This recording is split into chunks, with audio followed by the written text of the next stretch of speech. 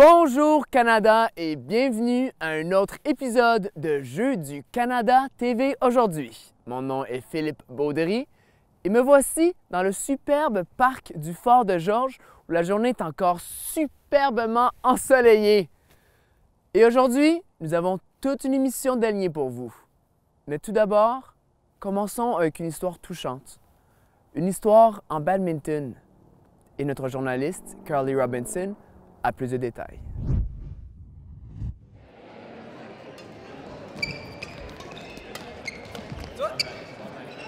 I'm hoping for the goal, of course, to help Ontario.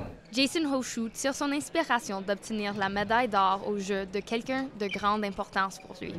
My dad. Mon père est vraiment mon inspiration. C'est lui qui m'a introduit au badminton. Mais en 2011, son père s'est effondré sur le terrain de badminton. Well, it happened before at another club. C'est déjà arrivé à un autre club, mais il était correct. Mais cette fois, c'était différent. Il fut envoyé à l'hôpital et c'est là qu'on a eu les nouvelles qu'il est décédé. Jason n'avait que 12 ans et l'expérience a remis en question son désir de poursuivre le badminton. Well, I thought about it. J'ai contemplé ne plus jouer, mais je ne pense pas qu'il voudrait que j'arrête. Jouer au badminton est une bonne manière de l'honorer. Chaque fois que Jason met ses pieds sur le terrain de badminton, il pense à son père. Il continue à se forcer dans son sport et veut un jour se rendre aux Olympiques. Il serait fier, d'où je suis en ce moment, mais pas assez. Il voudrait que je me rende plus loin. Carly Robinson, Jeux du Canada TV aujourd'hui.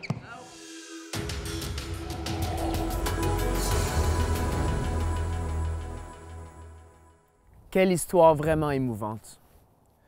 Maintenant, notre journaliste Shannon Waters vous présentera le profil d'un des bâtiments les plus connus de Prince-Georges. Oui, je parle bien du Wood Innovation Design Center, qui est un des bâtiments faits de bois les plus grands au monde. Je me retrouve dans la salle d'entrée du Wood Innovation and Design Center. C'est la plus grande structure faite de bois en Amérique du Nord et durant les Jeux d'hiver du Canada de 2015, c'est également le centre médiatique. Nous allons découvrir comment ce projet unique est devenu réalité. La construction du Wood Innovation and Design Center a commencé dans l'été de 2013, puis un homme reconnaît quel symbole ce centre représente pour la Colombie-Britannique. Really, this building, at least from my perspective, Cet édifice, pour moi, met en place toutes les différentes façons de construire avec du bois qui vient de la Colombie-Britannique.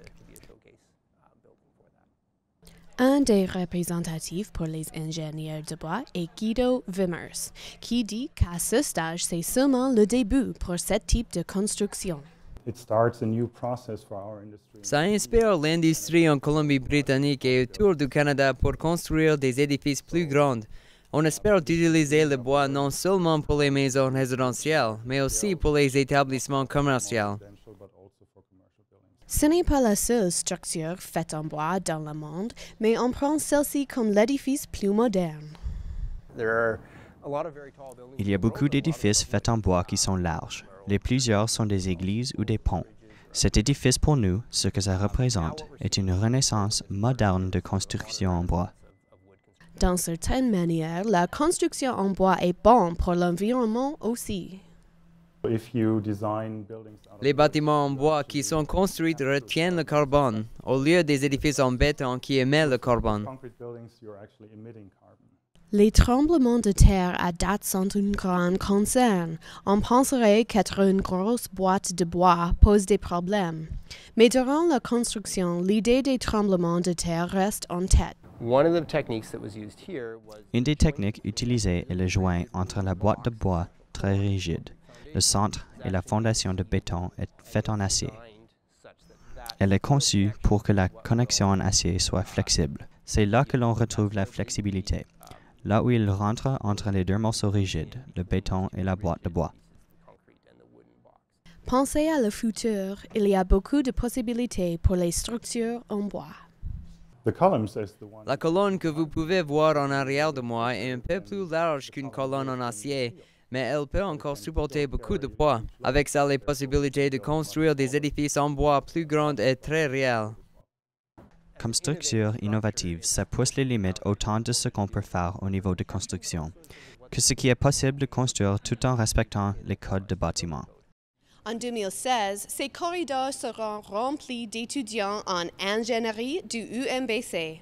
Grâce à ces étudiants et leurs enseignants, nous verrons plus de grands immeubles boisés comme celui-ci à travers la province. Shannon Waters pour les Jeux du Canada aujourd'hui. Merci, Shannon. Avez-vous entendu les bruits retentissants qui ont lieu chaque soir à Prince-Georges? Eh bien, notre journaliste, Kimberly Schonberger, vous raconte de quoi il s'agit. Regarde en haut en la nuit à Prince-Georges et vous pouvez voir les étoiles brillantes. Mais c'est pas seulement ça pendant les Jeux du Canada. Pour la durée des Jeux, les feux d'artifice sont les vedettes de la ciel. Nous voici aux places de Prince-Georges et nous allons assister à un spectacle explosif.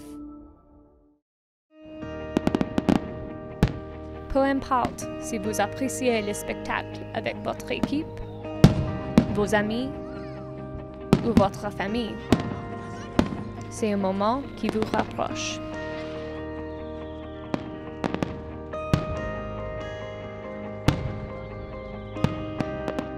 C'était très bon et je pense que je veux que c'était toujours dans Prince-Georges. Je veux que c'est chaque nuit. Ah, c'était un bon spectacle. J'aime les feux dans le ciel. Ce feu dans le ciel est quelque chose que la communauté recueille pour la fin de la journée. C'est un moment pour prendre une pause, regarder le ciel et embrasser la nuit. Vous pouvez assister aux feux d'artifice chaque jour à 9 h dans la nuit. Pour les Jeux du Canada TV aujourd'hui, je suis Kimberly Schonberger. Les feux d'artifice à Prince-Georges sont absolument éblouissants et je vous recommande fortement de venir y faire un tour afin d'y jeter un coup d'œil.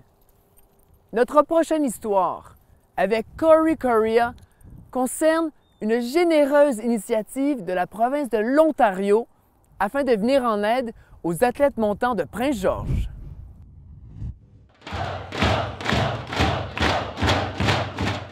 L'équipe Ontario a débuté la deuxième semaine des Jeux avec un rassemblement dynamique et une cérémonie pour le projet Héritage, question d'enflammer les esprits des athlètes. Le personnel de la mission a félicité les jeunes athlètes de s'être rendus jusqu'aux Jeux et ils leur ont rappelé de tout le support qu'ils reçoivent de les entraîneurs et de leurs parents.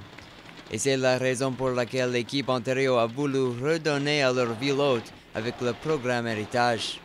On a demandé à tous nos athlètes et tous nos membres de mission d'apporter une pièce d'équipement sportif ou des vêtements de sport sportif pour le Friendship Native Center à Prince-Georges, ici. Pour certaines, c'est la première introduction à un sport. C'est important pour la communauté parce que quelques jeunes n'ont pas les mêmes opportunités que ça. Les Jeux finissent avec le mois de février, mais grâce à tous ces cadeaux, l'équipe de l'Ontario laisse une marque qui va durer plusieurs années. Corey Correa pour les Jeux du Canada TV aujourd'hui.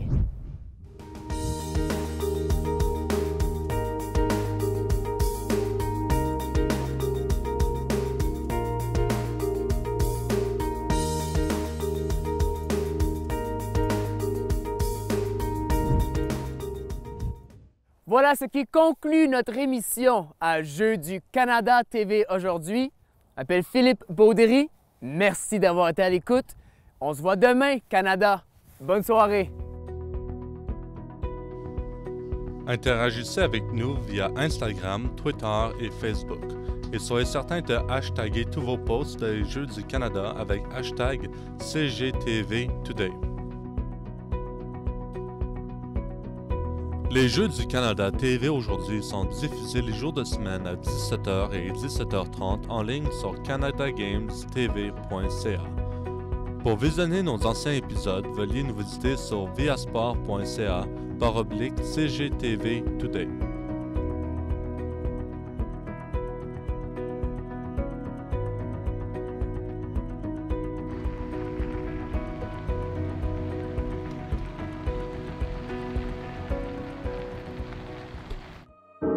There is an ancient rhythm